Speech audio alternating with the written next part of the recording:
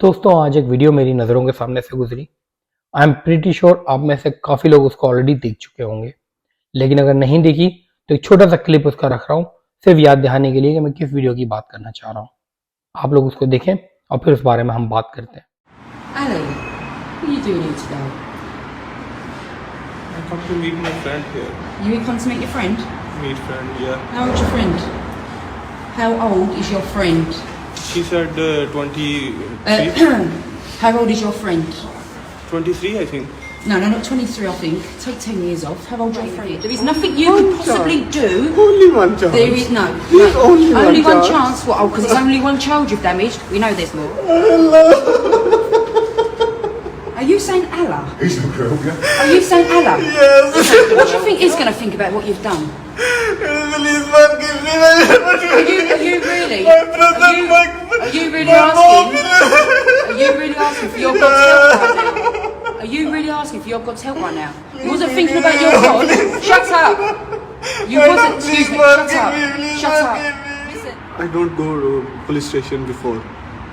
In my whole life, even in Pakistan, even in here. Please, this is was last mistake. Please ignore me.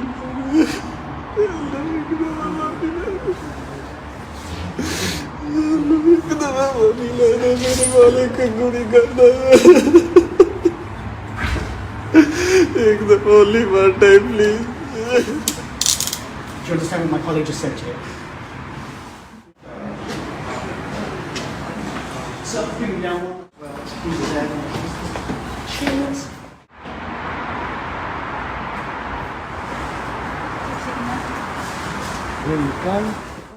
देखा दोस्तों आपने, ये बहुत बड़ी video है, मैंने पूरी देखी है, लेकिन आप लोगों को अगर एक सिर्फ इसका खुलासा बताऊं तो एक पाकिस्तानी लड़का जो यूरोप की किसी कंट्री में या तो यूके में या यूरोप की किसी कंट्री में पढ़ने के लिए गया हुआ था और किसी 13 साल की बच्ची से किसी सोशल मीडिया की वेबसाइट पर उसकी बातचीत हुई और उसने उसको तकरीबन 63 के करीब मैसेजेस भेजे हैं जो कि इनअप्रोप्रिएट थे, यानी कि उसकी अपनी गंदी पिक्चर्स, अपनी गंदी वीडियोस उसको भेजी हैं और फिर उससे मिलने चला गया, यानी कि उससे डेट के लिए चला गया। एक 13 साल की बच्ची से तकरीबन वो 23-24 साल का लड़का मिलने चला गया और वो लड़की जिसको वो समझ रहा था कि शायद कोई नॉर्मल सी लड़की है, पता चला कि जी वो पुलिस वालों की तरफ से एक डिकॉय था और वो एक जाल था ऐसे ही सेक्स ऑफेंडर्स को पकड़ने के लिए और वो पाकिस्तानी लड़का उसमें फंस गया। अब इस बारे में बहुत से अहम पहलू हैं। पहला तो ये कि हमारे लोग जब अपना मुल्क छोड़ के दूसरे कंट्रीज में जाते हैं तो ज़रा सा इस बात को नहीं समझते कि कल्चरल डिफरेंस क्या होता है। भाई कल्चरल डिफरेंस ये होता है कि यूरोपियन कंट्रीज में, वेस्टर्न कंट्रीज में लोग बहुत ज़्यादा अखलाक के अच्छे होते हैं।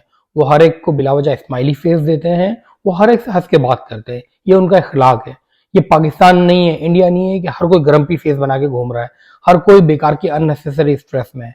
मैं ये नहीं कह रहा हूँ कि हमारी कौम का एटीट्यूड गलत है, लेकिन पाकिस्तान में इतनी अननेसेसरी स्ट्रेस है और इतने तरीके के लोगों के गलत बिहेवियर देखने को मिलते हैं कि आप किसी को स्माइल देते हुए भी डरते हैं कि क्या करना है।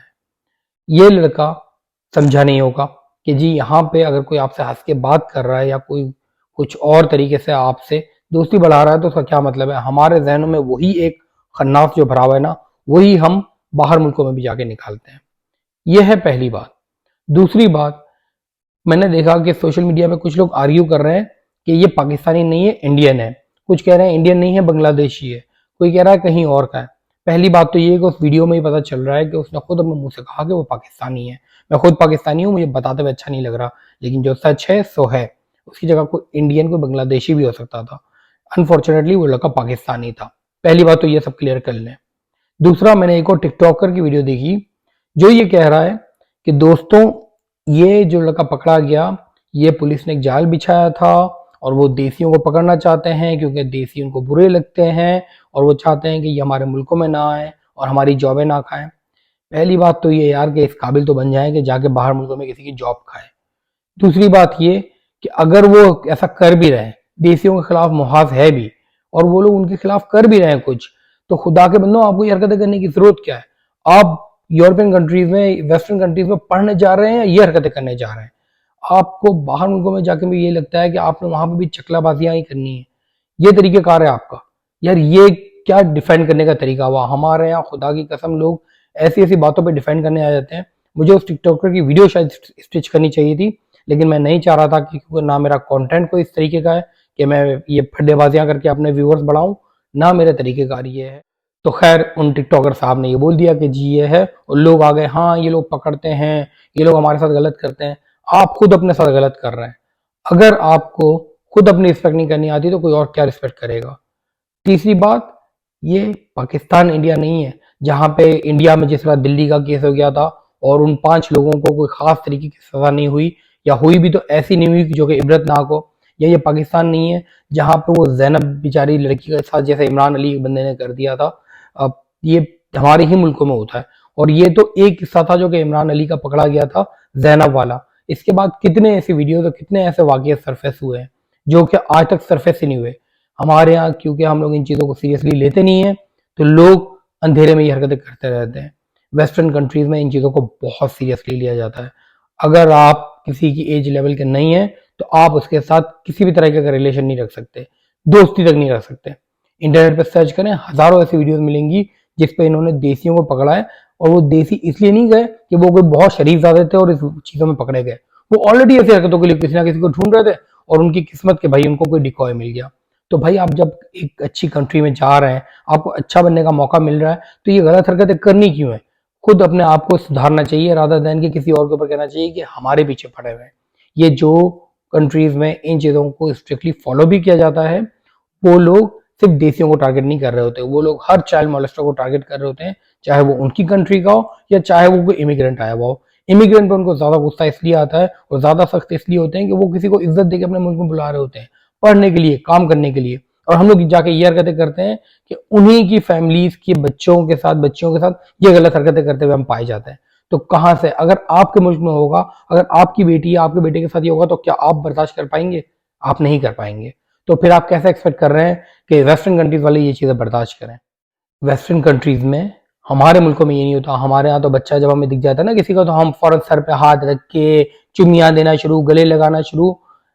वेस्टर्न कंट्रीज में अलाउ नहीं होता आप बच्चे को टच करें, चाहे प्यार मोहब्बत से भी।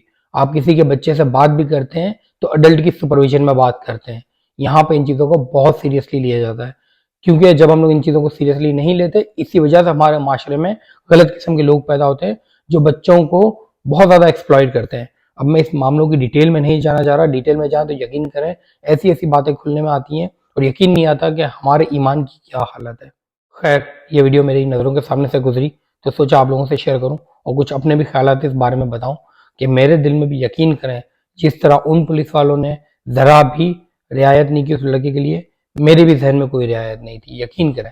क्योंकि जो गलत है तो गलत है और उसकी सज़ा मिलेगी, तभी बाकी के और लोग भी इस चीज़ों से रुकेंगे, अदरवाइज ये चीज़ कभी रुक नहीं पाएगी।